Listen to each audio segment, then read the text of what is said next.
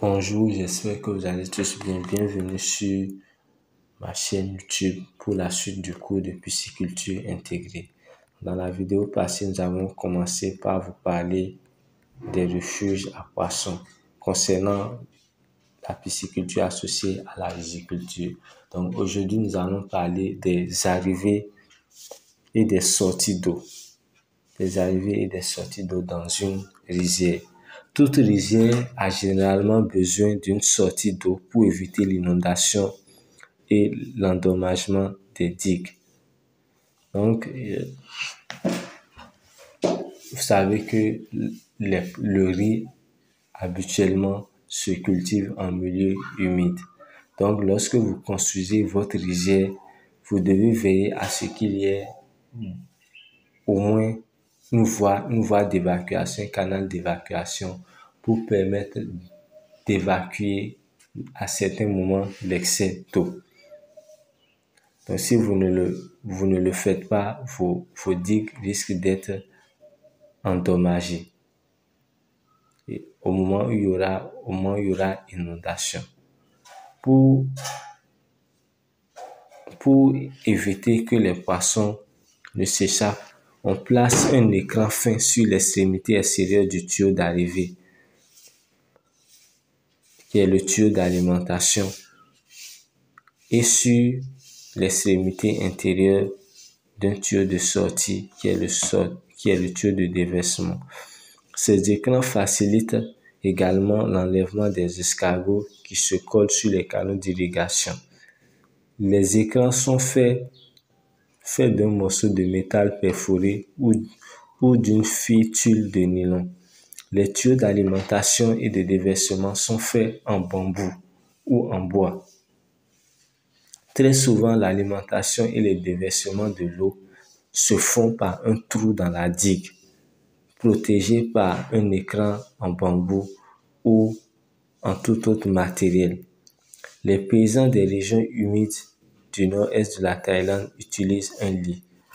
Ce qu'il faut retenir dans ce domaine, c'est que comme la rizière a des sorties d'eau, a des canaux, a des lieux où l'eau peut sortir, l'eau peut entrer. Pour éviter que les poissons s'échappent, vous devez mettre une grille. De façon simple, c'est ça, vous devez mettre une grille à fil maille pour permettre à ce que les poissons ne s'échappent. C'est ce qui est important à retenir là. Selon les milieux, vous allez trouver ce qui vous convient. C'est un filet cylindrique en bambou qui sert à attraper les poissons. Les pays des régions humides du nord-est de la Thaïlande utilisent un lit. C'est un filet cylindrique en bambou qui sert à attraper les poissons sauvages qui entrent dans la rizière. On peut relâcher dans la rizière les petits poissons, mais pas les gros.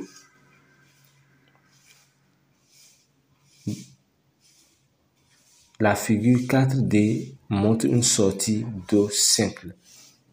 La profondeur de la sortie dépend de la profondeur d'eau, donnant la meilleure production de riz.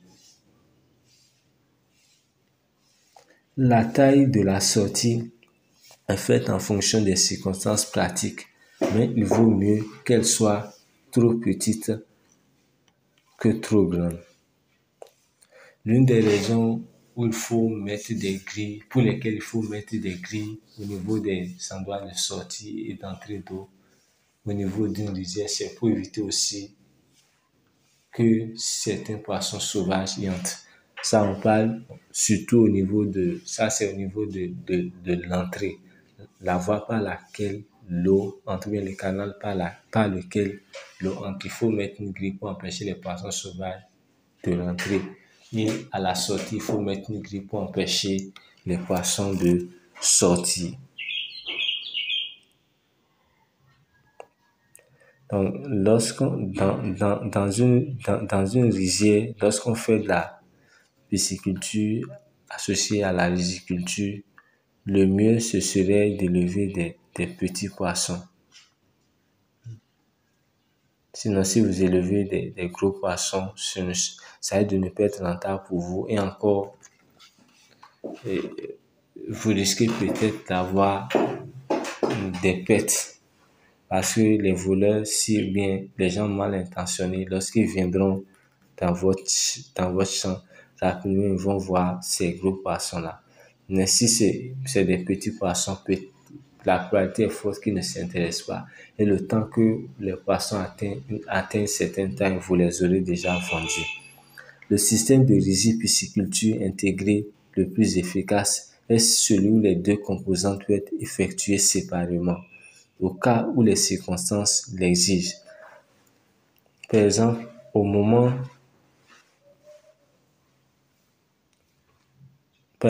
moment de la récolte du riz, on peut baisser le niveau d'eau par le tuyau d'écoulement.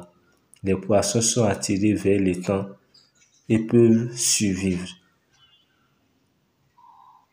pour être récoltés plus tard. En période de grande sécheresse, on peut se limiter à une seule culture pendant cette saison-là. Ainsi, on augmente la chance d'avoir au moins une récolte au lieu de perdre le tout par manque d'eau.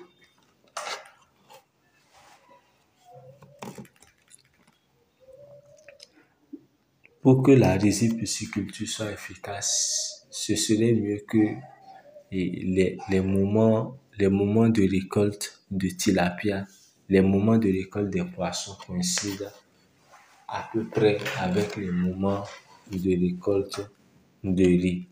Et là, ça va faire que et vous serez dans une saison qui n'est pas très humide, où les pluviométries ne sont pas abondantes, vous pourriez seulement faire la culture de riz. Là, ça sera un avantage pour vous. Puisque c'est un avantage de faire la riziculture, de l'associer à la pisciculture quand le temps est favorable. En tout cas, celui qui fait la riziculture en période favorable, il va pouvoir en jouir. Donc, au niveau de la figure 14, nous avons des exemples de tuyaux de déversement d'alimentation et d'écran. Donc, au niveau de la figure A, nous avons un tuyau d'alimentation en bambou avec un filet comme écran. Donc, en A, nous avons le filet servant d'écran. En B, nous avons des cailloux ou petites pierres. En B, nous avons des cailloux ou petites pierres pour retenir la terre. Les cailloux, petites pierres, parce que lorsque vous avez des cailloux, petites pierres, quand l'eau va jaillir, c'est que les cailloux, les pierres là vont diminuer la pression de l'eau, vont diminuer l'effet de l'érosion, ils vont empêcher qu'il y ait érosion. Et en B, nous avons un autre système. Là, c'est un système en écran en bambou. Mais là, c'est parce que c'est une figure. Sinon, dans la réalité, il faut que ça soit plus resserré que ça. Sinon, si les mailles sont trop grandes, les poissons vont passer. Et après, nous avons en C un tuyau d'alimentation fait d'un morceau de bois cru avec un panier ou un filet de pêche comme écran.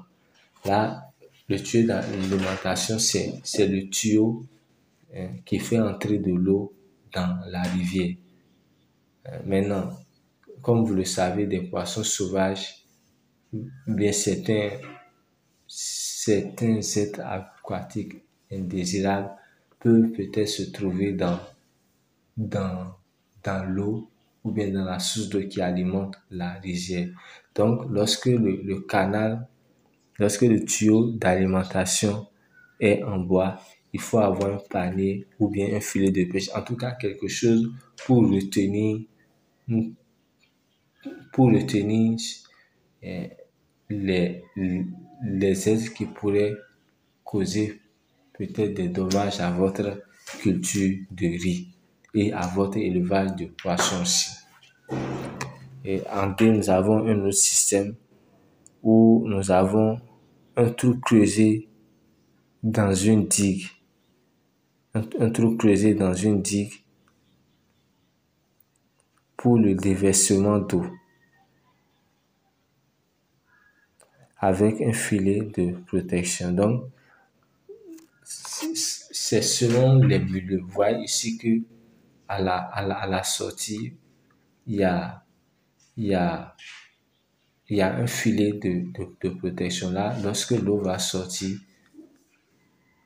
lorsque l'eau sera évacuée, s'il y a des poissons qui se trouvent habituellement des poissons doivent se trouver dans cette eau-là, le filet va pouvoir les retenir.